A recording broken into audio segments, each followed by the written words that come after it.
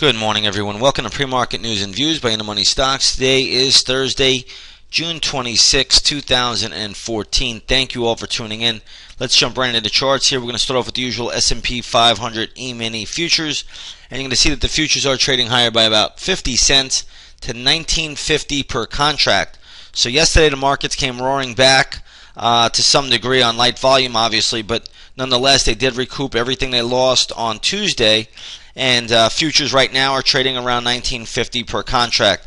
All in all, when you look at the markets right now, you have to wonder, even though we're so overbought and very, very extended, the markets continue to hold up very, very well. And the light volume, as long as that remains in place, does favor the upside. When I look at the European markets today, they're slightly higher this morning.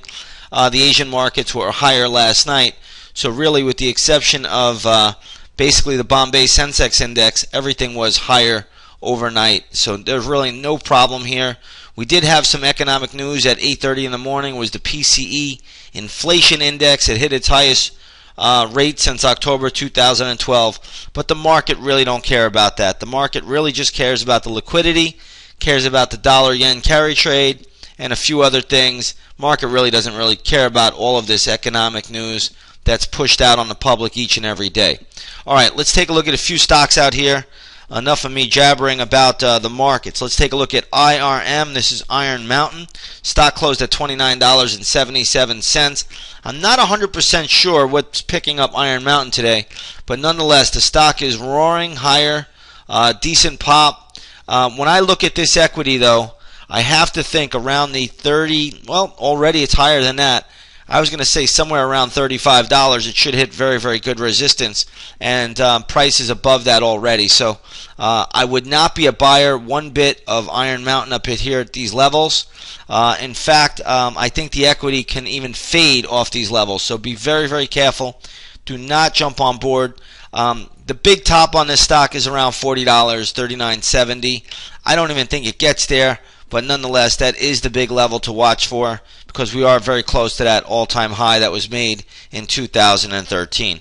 So again, Iron Mountain, big pop, but do not be a buyer here. I wish I had a good level for you to short this equity. I would say to do so. It's already starting to pull back a little bit, but that doesn't mean that much in the pre-market. So we'll see how it plays out. But do not pick up Iron Mountain up here at these levels. Stock is way too extended.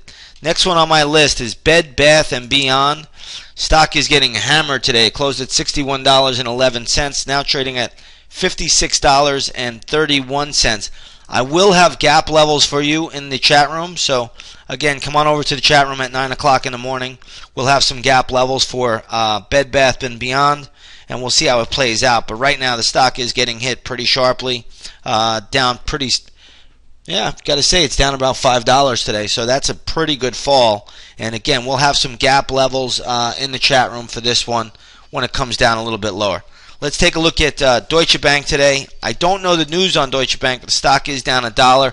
This stock has been one bank stock that has just been absolutely annihilated really throughout 2014. You can make a case that the stock traded in February above $54 a share. It's now trading around $35 a share and continues to go lower. A level I have for Deutsche Bank today is going to be around $33.90. If it gets there, I think you can see some type of a bounce. But again, that's still lower, $33.90. That's the only level that I'm seeing for Deutsche Bank. Next one on my list here is BCS. This is Barclays. Barclays is at it once again. It looks like the bank is in a little bit of hot water. All in all, I believe that, if I'm not mistaken, it looks like they have an accusation about dark pools. There's also, I believe, they gave an unfair edge to high-speed frequency trading clients. So people using high-speed frequency trading, they gave an unfair advantage. So they're getting fined. The stock is down about 83 cents. I'm going to have some levels for Barclays as well in the chat room. We'll play this one today also. So again, come over to the chat room, 9 o'clock in the morning. We'll have some levels for Barclays. But again, the stock is down due to favoring high-frequency trading clients. And we'll see where it goes. Stock closed yesterday at $15.71. Now trading at $14.87. Anyway, slice it or dice it. That's a pretty sharp move. Stock is down about, I guess, 5% or so, which is a pretty good dip. Let's take a look at Lennar Corp. They reported earnings today. Let's see what the stock is doing. Stock right now is trading at 41.80, closed at 41.50. If the stock moves higher, expect resistance at around 42.75. Okay, I really have a hard time seeing Lennar go sharply higher from here. But if interest rates go lower, I guess they could get a little bit of a bid. But I'm thinking around $42.75. There should be a ton of resistance there. So again, don't expect higher prices from that level. Alcoa is involved in a takeover today. Alcoa purchased a company. I'm not sure who it is or what it is, but nonetheless, Alcoa's been on a hot streak. The stock has been flying higher.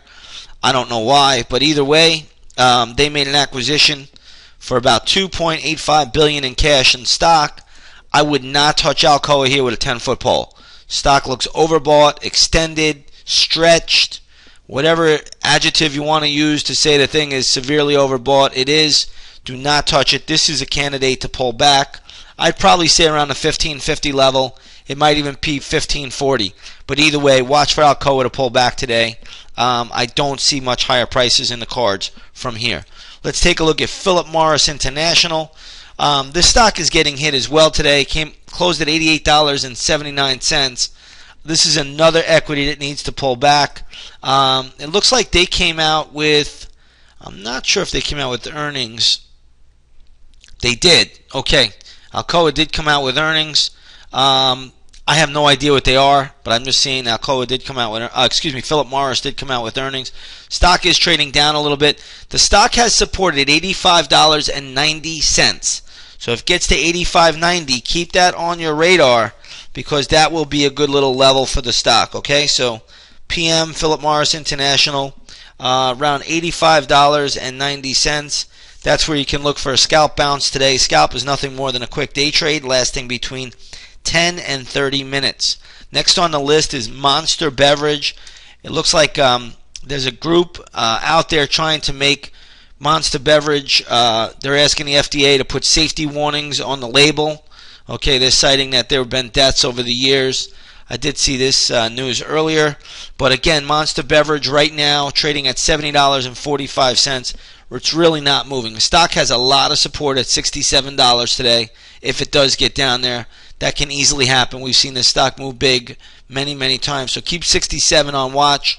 Also, if it goes higher, the stock has resistance at $74.50. So it's kind of in between.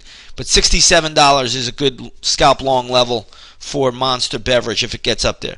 Now today you're going to see GoPro, GPRO is going to be the big IPO today. So again, GoPro is expected to come public today. This is the maker of that camera that can film you doing all sorts of sporting activities like skiing and surfing and things like that. So GoPro is the big news today. They're expected to go public. $24 a share is the expected price of the offering. We'll see how it comes out. I have no idea if it's going to be a flop or a drop or a hit. Let's see how it comes out, and we'll see how it plays. I'm not looking to trade this one today at all, but just wanted to give everybody a heads up that GoPro is coming public today. All right, let's take a look at gold. Gold was hit earlier. I mean, it was down about 14 points, but it has come roaring back.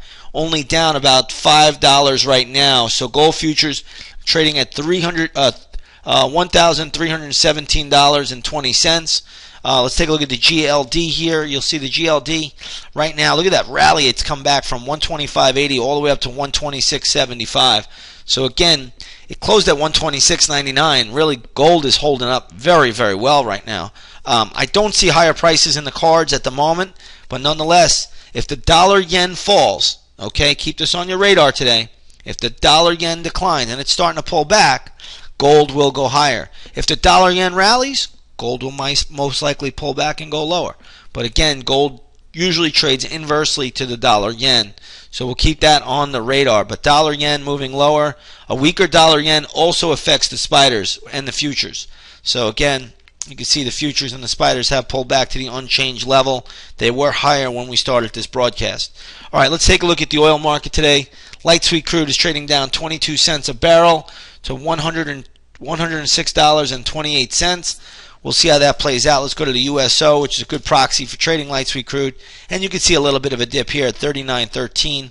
All in all, with the geopolitical events, oil's a hard short. That's the bottom line. I'd love to short oil, but I don't think it has any warrant, any reason to be up here at these valuations. But nonetheless, when there's geopolitical events, premium gets built in and oil holds up, and that's really the bottom line. So we're going to leave it there, nice and short and sweet. Again, GoPro is the big IPO today, but we got a lot of stocks out here making news, and we'll see how it all plays out. With that said, everybody have a great trading day. We'll see you on the charts.